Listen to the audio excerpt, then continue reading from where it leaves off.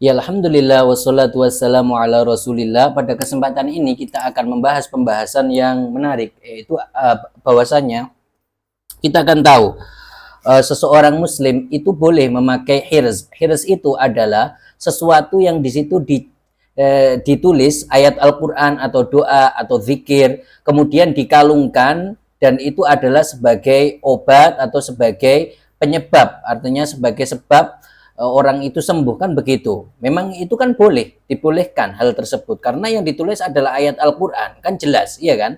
Yang ditulis adalah ayat Al-Qur'an, yang ditulis adalah zikir, yang ditulis adalah doa, maka ini diperbolehkan karena kan Al-Qur'an memang turun seperti itu. Wa nunazzilu minal Qur'ani ma huwa syifaa'un wa rahmatul lil mu'minin. Kan jelas kan? Wa nunazzilu minal Qur'ani ma huwa syifaa'un wa rahmatul lil mu'minin. Jadi jelas sekali Al-Quran itu turun sebagai obat bagi orang-orang mukmin. Jadi bisa obat karena dibaca, bisa obat karena ditulis, dan ini dilakukan oleh para sahabat, kan begitu. Ini dilakukan oleh para sahabat seperti Abdullah ibnu Amr. Beliau mengatakan kunna nu'allimu sibyanana al-ayati minal Qur'an wa ma lam yablugh naktubuha ala waraqatin wa nu'alliquha ala sadrihi. Beliau mengatakan bahwasanya kita ini mengajarkan anak-anak kita untuk membaca ayat Al-Qur'an agar mereka ini membaca ayat Al-Qur'an, sedangkan yang belum balik kita ini tuliskan ayat-ayat itu di kertas kemudian kita kalungkan di dada-dada mereka, dan hal ini diperbolehkan. Kenapa ya? Karena Al-Qur'an itu adalah turun sebagai obat, begitu. Al-Qur'an turun sebagai obat, maka kalau seseorang menjadikan dia sebab seperti ditulis, ini tidak masalah. Ini dilakukan oleh para sahabat dan ini perbuatan yang boleh. Kan seperti itu. Nah, di sini titiknya saya akan menerangkan suatu hal bahwasanya orang Wahabi di sini mereka itu mengatakan itu haram. Seperti siapa? Ya seperti pemimpin Wahabi yaitu Albani. Dia mengatakan bahwasanya itu adalah haram. Itu adalah haram. Seperti orang-orang Wahabi pada umumnya mereka mengatakan itu adalah haram. Itu tidak boleh.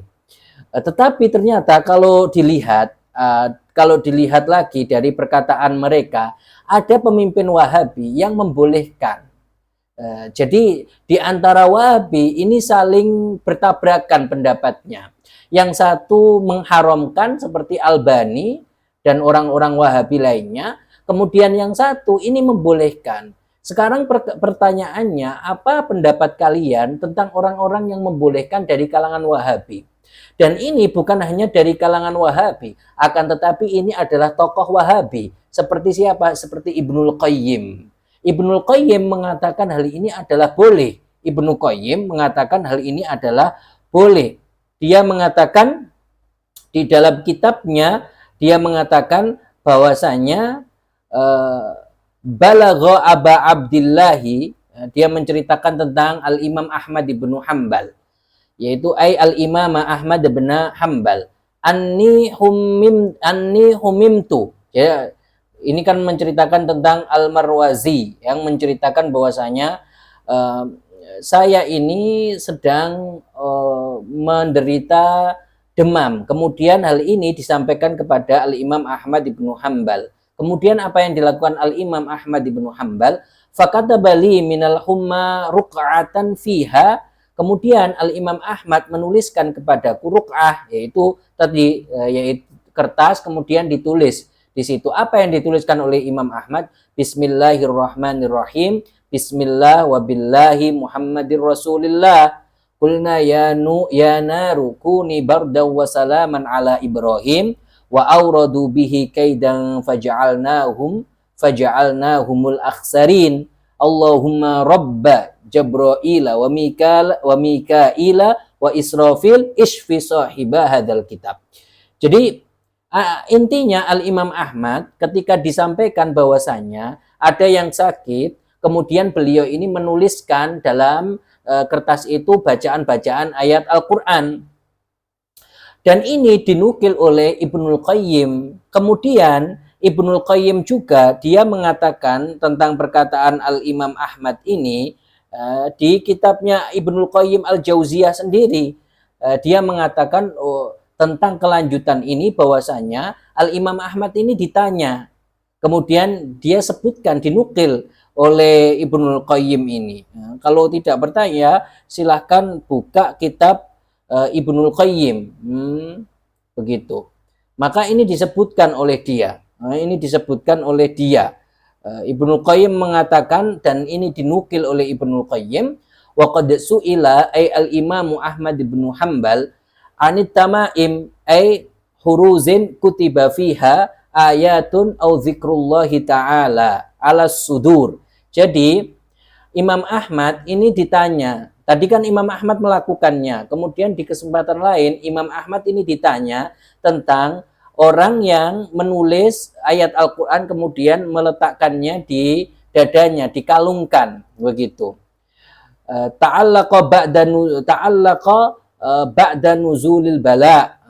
Ini diletakkan atau tu'allaq ba'da nuzulil bala. Ini diletakkan setelah mereka itu mendapatkan musibah. Artinya mereka ini menulis hirz ini yang disebut hirz tamaim, yaitu yang dituliskan ayat Al-Quran di situ. Ini ketika mereka itu setelah mendapatkan musibah. Kemudian Imam Ahmad mengatakan apa? Qal arju alla yakuna bihi ba'sun. Arju alla yakuna bihi ba'sun. Jadi saya memohon, saya berharap itu tidak masalah. Hal ini tidak masalah, iya kan? Karena apa? Karena hal itu kan tulisan ayat Al-Quran. Seperti yang kita sampaikan bahwasanya para sahabat juga melakukannya dan ini dipraktekkan oleh para sahabat. Jadi kalau orang-orang Wahabi menolak ini dan Ibnul Qayyim malah membolehkan, ini bagaimana mereka? Apakah mereka ini mengatakan bahwasanya hal tersebut adalah haram begitu? Hal tersebut adalah haram padahal Ibnul Qayyim membolehkan hal tersebut, kan seperti itu. Seperti yang kita sampaikan tadi, bahwasanya bagaimana orang-orang Wahabi, terutama tadi Albani, ketika perkataannya bertabrakan. Jadi antar Wahabi ini bertabrakan. Kalau mereka menghina kita karena kita melakukannya, maka apa yang kalian katakan, orang-orang Wahabi katakan kepada pemimpin kalian, kepada pemimpin Wahabi, yaitu Ibnul Qayyim Al-Jauziyah, yang menukil perkataan dari Al-Imam Ahmad dan mengatakan itu boleh, ya kan? Nah, kemudian kalau Ibnu Baz, dia ini di dalam kitabnya yang diberi nama Fatawa Islamiyah, dia mengatakan, dia ini menjawab tentang soal tentang hukum orang yang meletakkan tulisan yang di situ ada tulisan ayat Al-Quran. Kemudian dia ini di sini dia ini mengatakan perkataan yang tidak pernah dikatakan oleh para ulama. Lihat apa yang dia katakan. Fayaqul ikhtalafal ulama ufit tamaim idza kanat minal Qur'an au minad da'awatil mubaha hal hiya muharramah amla. Dia di sini mengatakan para ulama itu berbeda ketika ada hirz, yaitu tadi kertas yang ditulis di situ ayat Al-Quran atau doa, apakah itu haram atau tidak? Katanya ada perbedaan. Bagaimana? Ayat Al-Quran katanya ada perbedaan.